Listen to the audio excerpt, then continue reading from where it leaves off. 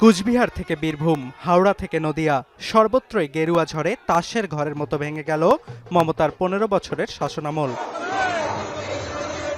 নির্বাচনী জনসভা শুরুর পর থেকেই তৃণমূলের শীর্ষ নেতৃত্বের দাবি ছিল মামাটি মানুষের সরকারকেই চতুর্থ মেয়াদে বেছে নেবে বাংলার মানুষ। তবে ফলাফলে ভরাডুবিতে তৃণমূলের ব্যর্থতার কারণগুলো খুঁজতে চুলচেরা বিশ্লেষণ শুরু করেছে ভারতের গণমাধ্যমগুলো। নোভা এলইডি টিভি, ঝকঝকে ছবি, নিখুঁত শব্দ, ৫ বছরের ওয়ারেন্টি। নোভা মানি সঠিক মান, নিশ্চিত সেবা। আনন্দবাজার বলছে, সবুজের মহাপতনের জন্য সবচেয়ে বেশি দায়ী এসআইআর। কেননা নথি সংক্রান্ত অসঙ্গতির জন্য যাদের নাম বাদ পড়েছিল তাদের বেশিরভাগই সংখ্যালঘু ভোটার। বিশ্লেষণ বলছে, বরাবরই পশ্চিমবঙ্গে তৃণমূলের একটি বড় ভোট ব্যাংক সংখ্যালঘু ভোটার। তবে এসআইআর এর কারণে এবার শুরুতেই ব্যাকফুটে চলে যায় তৃণমূল।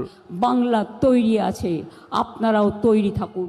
তৃণমূলের হারের আরেকটি বড় কারণ অধিকাংশ দলীয় নেতাকর্মীর দাদাগিরি ও আর্থিক দুর্নীতি। শিক্ষক নিয়োগে অস্বচ্ছতা, গরু, কয়লা ও পাথর পাচার, রেশন দুর্নীতি, চাঁদাবাজি সহ হাজারো অভিযোগ রয়েছে তৃণমূলের বিরুদ্ধে। এর জেরে তৎকালীন শিক্ষামন্ত্রী পার্থ চট্টোপাধ্যায়কে মন্ত্রিত্ব থেকে সরিয়ে দেয় তৃণমূল। জেল খাটেন জ্যোতিপ্রিয় মল্লিকের মতো প্রবীণ নেতারাও। এছাড়াও ইডির জেরার মুখে পড়েন ফিরহাদ হাকিম, মদন মিত্র, কুণাল ঘোষ, নুসরাত জাহানের মতো হেভিওয়েট তৃণমূল নেতারাও। পাশাপাশি দলীয় নেতাদের আকাশচুম্বী সম্পদ অর্জন জনমনে বাড়িয়েছে ক্ষোভ, অসন্তোষ। আমি অমিত শাহকে চ্যালেঞ্জ করব। এছাড়াও তৃণমূল হারায় বিশ্লেষকদের কাঠগড়ায় মমতার ভাইপো অভিষেক বন্দ্যোপাধ্যায়।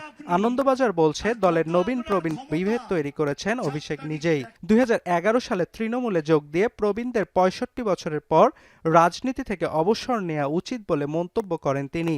শুরু হয় ভাঙনের সুর।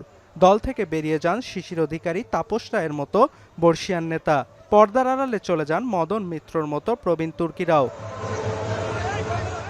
পাশাপাশি তৃণমূলের পরামর্শদাতা সংস্থা আইপ্যাক ও তৃণমূলের ব্যর্থতার কারণ বলে মনে করছেন বিশ্লেষকরা। কেননা অভিষেকের আইপ্যাক মডেলের কারণে জেলা পর্যবেক্ষকদের পদ তুলে নেন মমতা। দূরত্ব বাড়ে কেন্দ্রের সঙ্গে তৃণমূলের।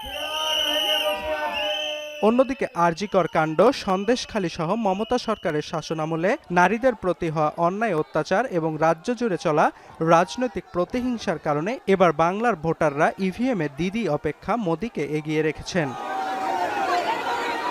অর্ণব প্রসাদ, এখন বিশ্ব।